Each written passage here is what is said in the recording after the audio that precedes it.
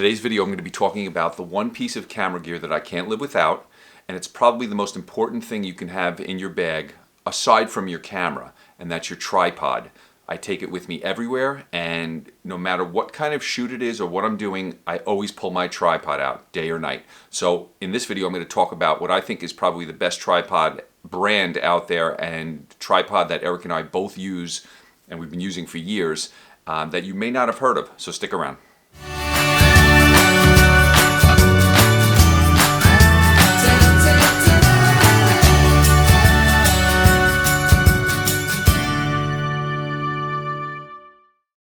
So tripods are a little bit like camera bags, where if you talk to just about any photographer that's serious, they probably have many tripods, more than one or two. Just like camera bags can fit a variety of different situations, you may need different ones for different situations.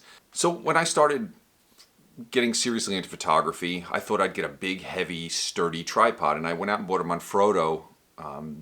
It was a 3-section, big, heavy-duty tripod with a big, heavy-duty ball head, and it was super sturdy. But the first time I wanted to travel with it, it became a nightmare for me because it wouldn't fit in any bags. It was heavy. It was cumbersome. So then I said, okay, now I have to get a smaller, lighter tripod. I figured, I have the big one for if I'm going somewhere in my car. Maybe I want to throw it in the back and I can go shoot. So then I bought myself a Mi Photo Road Trip, which is a small little tripod. A lot of photographers that I know, this is one of their first travel tripods that they buy. It's fairly inexpensive. I believe it's under $200.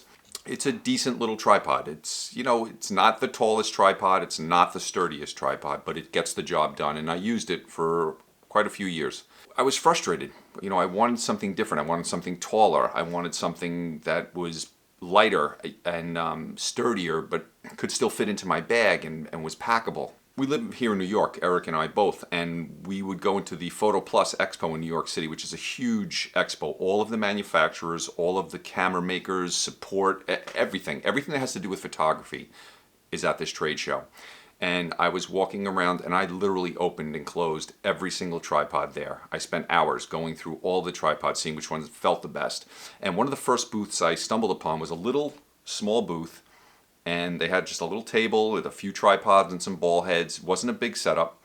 Was Feisol. And I'd never heard of them before. And I think they're a German company, I'm not sure. But they had a few tripods set up, and the first thing I noticed is they looked really sturdy, but they were lightweight and they were tall. And I'm 6'3", Eric's about 6'2", and one of the issues we have, and especially the type of shooting we do in the Disney parks, is there are always people around. So to be a little bit higher than everybody else was something that was attractive to us.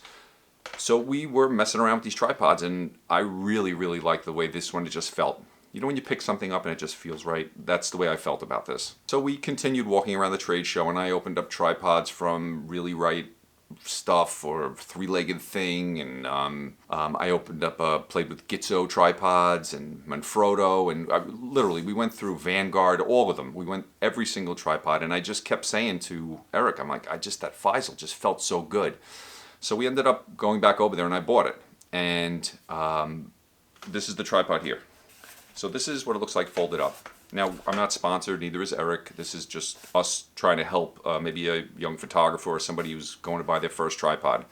This is a $400 tripod. Now, that sounds expensive, but I paid more for my 2 tripods before that I don't use anymore. So if you get the right thing first, sometimes maybe it makes more sense. Now, before I get into this tripod, you have to kind of know what kind of photographer you are and what you need. So for me, Eric and I are like, I can't explain it, but we're kind of like run-and-gun type photographers. We're always moving. Most of the shooting we do is not in a controlled environment. Most of the Disney park photography that we do, we are moving around all day long with a backpack or a bag on us and constantly opening and closing these tripods. So that was one of the things that really was important to me, is the ease of opening and closing the tripod. Now, if you're a portrait shooter, and you have a controlled setup in a studio, it doesn't matter what tripod you have. You get one that works for you. Maybe you have a monitor or a laptop connected to it, so you're going to have some different needs.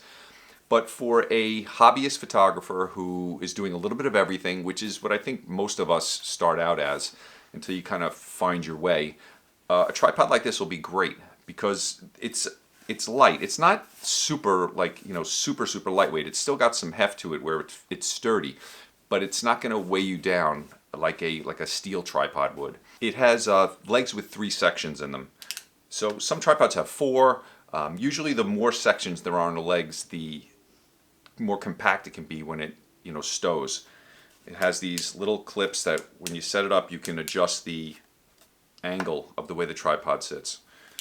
So when you put it like this, and set it up, the thing about this that I really love is you can grab all 3 of these, and with like a quarter turn, the entire thing opens, and it's a quarter turn to lock it, and now this leg is locked. This was something that would bother me because if you're opening and closing your tripod all day, one of the things that really gets tiresome is having to open and close and crank these things. And the Manfrottos, some of them have those clip locks, which are pretty cool also. But I had those on mine, and I don't know, I didn't love them. A couple times they would loosen up, and I'd have to tighten them to make sure they would, have the right tension to keep the tripod sturdy. And if I had a heavy camera on it, I didn't want it to lean or fall. So I like this type of lock better. You may not, I don't know, but for me, I like this. Just for an instance, when we were shooting waterfalls, last fall we went up and we shot a bunch of waterfalls, and I'm going to drop images in here as we go with long exposures and just all the different ways we use the tripods. But in this situation, we were hiking, so we needed something that was compact, and we were able to quickly unload it, open it up quick, and then quickly fold it back up, and then maybe move to a different spot. We were up in the Finger Lakes region of New York, in Watkins Glen and Ithaca, where there's gorge trails, and I must have opened and closed the tripod 25 times in 2 hours. So without a good tripod that's easy to open and close, I used to get blisters on my hands from my Me Photo. And the other thing that Eric and I both really love about this one, and I don't know if you noticed in our opening, there's that shot where the 2 tripods are on Main Street in Walt Disney World in the Magic Kingdom. Those tripods set like that are about 7 feet in the air, that last scene there. And they are over our heads. And the reason why that tripod can do this is it has a double neck on it. So this right here is one of the main selling points. Once I was convinced on the construction and the lightweight and just everything about it, this particular model is the one that really was the one we went for, because when we have it up like this, even though you say it's not the most sturdiest because it's extended like this, but there are times when I'm willing to take that chance, and if your tripod doesn't even give you the option, then that's not good either. So I like having this option, and I've used it so many times. This comes in really handy for our type of photography. Now, maybe you don't need that, maybe you do, I don't know, but it's nice that it's there. And I would say 80% of the time I use it like this, with just one of the necks extended, or not at all. I'll drop it down to get the most sturdy setup, so there's almost no chance for any kind of movement in it. But you have the ability to have options with this tripod, and that's one of the great things about it. So completely extended with the camera on it, this goes over people's heads. And when we photograph fireworks, when we shoot in crowds, there are many times where that little bit of difference gives us a unique image, an image that maybe you haven't seen before, maybe somebody else hasn't taken before. And those are the little things that'll differentiate you as a photographer, is when you can give somebody something they haven't seen before, or maybe just a little different take on something that everybody's shot. So any advantage that you can get, and this is that type of advantage. And a lot of our, fellow photographers that we know and shoot similar things with, they've asked us, how do you get that look? How did you shoot that so high? And it's that simple. We have an extra foot of reach with our cameras that most photographers don't have with theirs. So that's a huge thing for us. We both shoot a lot of long exposures, whether it's a waterfall. On the cruise ship, if you look back at the video I shot a couple of, I think it was 2 weeks ago, when I talked about the Canon M50 for travel, there were a lot of long exposures that I shot that week during the day. I used ND filters and got some unique images, the ship's moving, maybe some HDR shots as sun was setting, all different ways. Or even when I'm with my family, I can set up the tripod quickly, and I can take a shot where I'm actually in it. I could put the the camera out, and the M50, which I'm shooting on now, has the little screen so I could frame myself up, which was great. I loved having the tripod with me for those types of situations. And we were with 3 other families, and there was, we were able to take big group shots because I happened to have a tripod with me.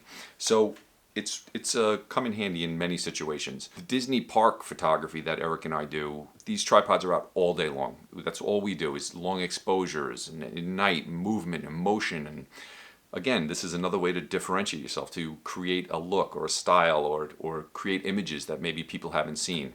This piece of equipment, a tripod, will let you get more creative than anything else in your camera, because you can do things when your camera's stable, and you can manipulate the shutter speed and the exposure times and things like that, that when you're hand holding, you just don't have the option. The camera just, there's too much movement. You end up with blurry pictures.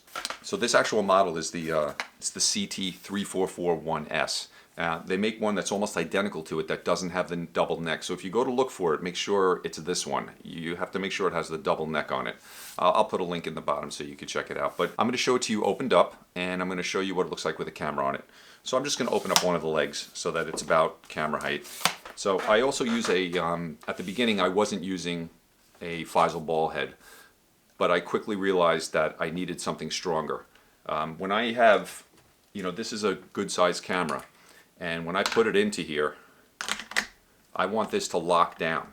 This will not move, and it's super sturdy. And we take the kind of shots where maybe we'll be hanging over a waterfall, or we'll put we'll use this as an extension of our camera, where you hold it out high or far, or you can put the camera in places that you maybe shouldn't or wouldn't normally. But if you're confident in your gear, you don't have to worry about that.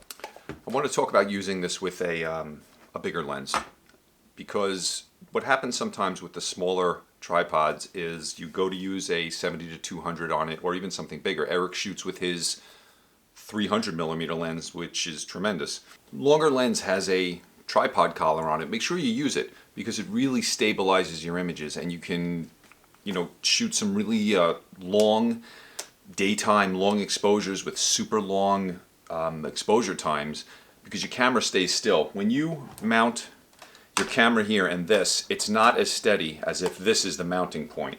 So if you throw this in, it sits like that.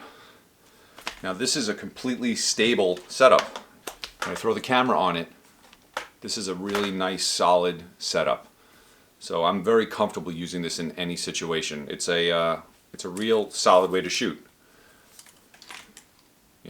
And this is the setup I use in a lot of situations, where I'll have the 70-200. So this is a full frame camera with a big lens on it, and this tripod has absolutely no problem with it at all. So it's a great little tripod. Like I said in the beginning, it might be worth it for you to spend the money up front. I know it's expensive to get a $400 tripod. There are definitely a lot less expensive options out there. But I feel like I'm going to have this tripod forever. There's no reason for me to ever change this tripod. I'll always have this tripod. So if over the course of the next 15-20 years, I think it's a good investment. We spend all this money on cameras and lenses, and you want to get the most out of photography, and a good tripod lets you do that. So I think it's a worthwhile investment for sure. Even if you decide that this may not be the right tripod, use them, feel them, and most of all, open and close them, because that's the thing you're going to do most.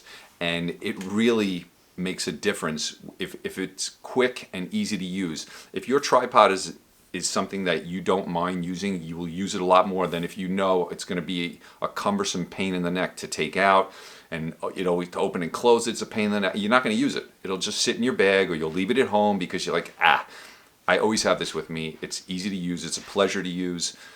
And it's just one of those pieces of gear that's, I have to have with me. I use it every time I shoot. Okay, hopefully this video helped you out a little bit.